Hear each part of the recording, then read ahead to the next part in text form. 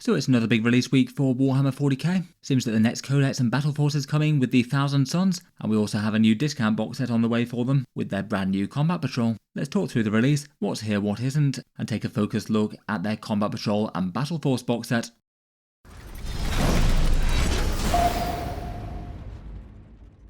Hello and welcome back to Warpflame Tactics, and it seems that the Thousand Suns weren't too far behind their brother Traitor Legions, as it looks like it's their release week for Warhammer 40k.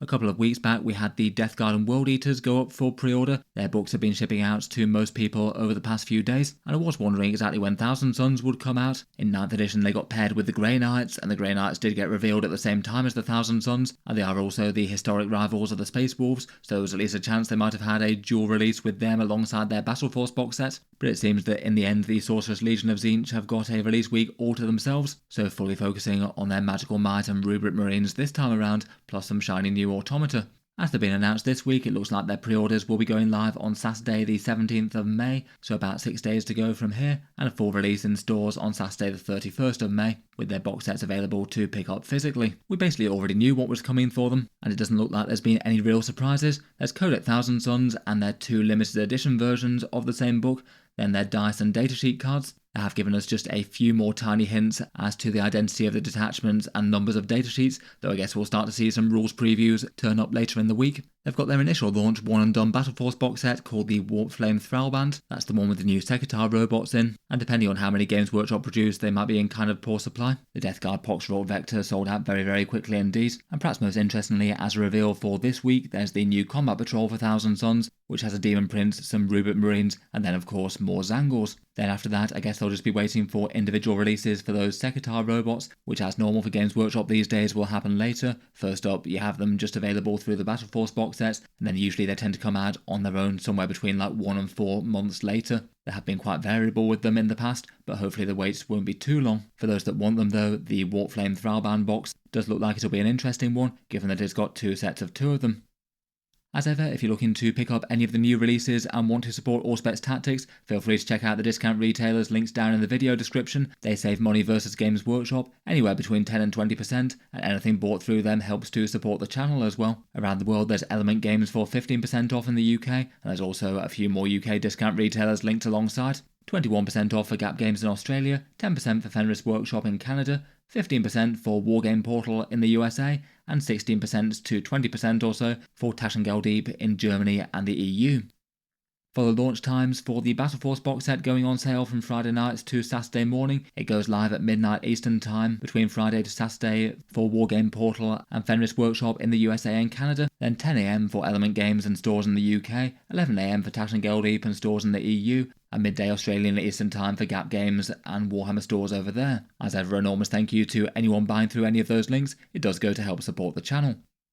Let's get into the new releases though, and first up we've got Codex Thousand Suns, £37, $60 or €47, unless we have any unpleasant surprises with a price rise, and from their preview article it's apparently 120 pages worth of book. Games Workshop not really having given so many previews as to this one. There's going to be 5 detachments in the book, and from the ones that they mentioned in their article, it said there's one for hordes of Zangors, one focusing around their rubric units, one a mixed host of Thousand Suns and Demons, which we've got good examples of from the other 3 deity codexes, and they mentioned in their online preview that one of them would be vehicle focused. We also got the hint for their datasheet numbers as well, and it sounds like they're going to have a fairly good number of those. 39 quick reference cards on their datasheet cards. It looks like one of them will be the Army Special Rule, and then 4 of them will be Combat Patrol datasheets, so that would leave 34 datasheets in the Codex. The Demons will take up around about 5, maybe 6 of them if they include Blue Horrors. The Sekitar robots will take up another, so that might imply that something might get dropped. I guess it could potentially be cultists if they treat them like Death Guard, or maybe the Terminator Sorcerer if they decide to do like Death Guard and decide no model, no rules for him. It's all a bit speculative at the moment though, but either way it looks like they're keeping the majority of their generic Chaos Space Marine units. Hopefully they don't get rid of cultists. There's definitely very recent precedent that they might, given that they've got their unique Zangors. I don't know if Space Marine 2 might have a small chance of being able to save the cultists, given that human cultists were present in that game, and I don't know if that might be enough to keep them around.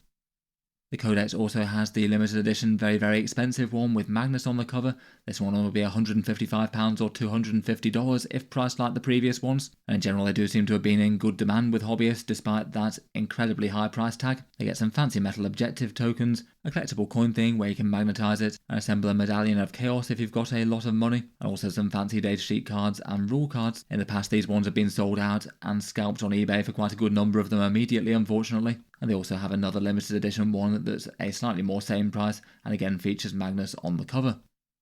Finally, for rules things, they've just got their dice and datasheet cards. Those ones available at the normal prices. The dice are a nice blue with a Tzeentch icon on the 6th.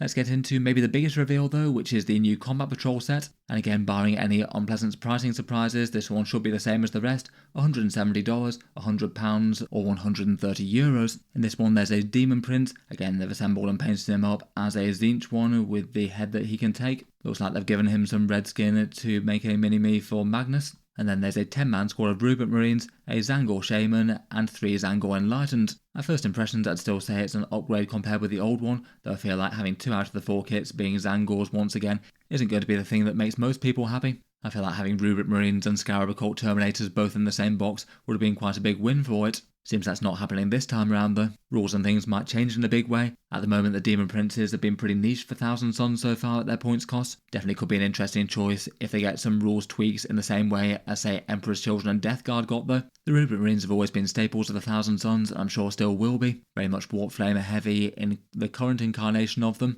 Nicer small guard units for sorcerers and generating some Cabal points, and as Zangor Enlightened are usable enough for scouts and outriders, they've got a cheap cost and are quite expendable, a lot more so than the actual sorcerers and rubric units. The Shamans maybe tended to be a bit on the niche side though.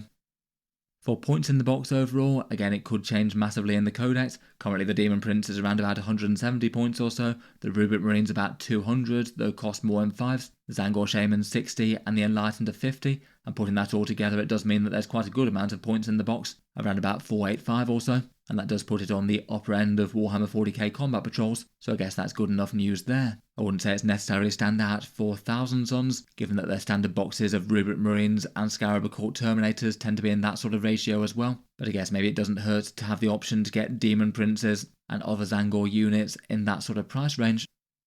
For the theoretical discount in the box set, these are the prices that you pay for them separately currently. Again, I'm assuming that the price will be £100 or $170 like the rest are. If you add the price of the miniatures together, then it's around $244, so around $74 saved there in theory land, so around about 30% off, which basically puts it in a similar sort of discount ratio to the rest of Games Workshop's 10th edition combat patrols. They tend to cluster around the 30% mark or so. Not exactly standout, but not bad either.